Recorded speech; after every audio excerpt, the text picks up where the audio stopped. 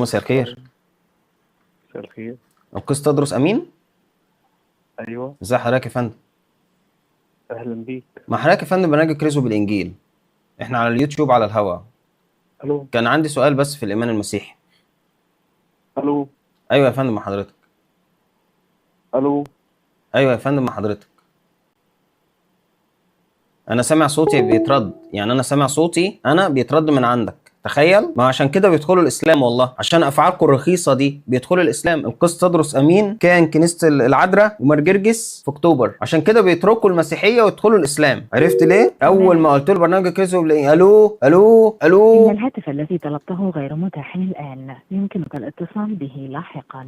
ينفع كده يا انبا وغصن الكلام ده؟ خلي الكهنه عندك يعني يبقى منظرهم وحش كده ليه يا جماعه؟ ليه؟ الروح القدس خلاص ما بقتش موجوده خلاص. ينفع بالله او بالالهه لو انت مسيحي، يعني الرب يباركك يا جماعه. مش كده يا جماعه، والله مش كده. الواحد رازوري راح، مش كده يا اخوانا. لا حول ولا قوه الا بالله. اول ما قلت له اكرزوا بالانجيل الو الو الو تيت، وبعدين الهاتف الذي طلبته غير متاح حاليا، يرجى اعاده الاتصال بعد القيامه او بعد الصلب، اي حاجه. في ايه يا جدعان؟ مش كده.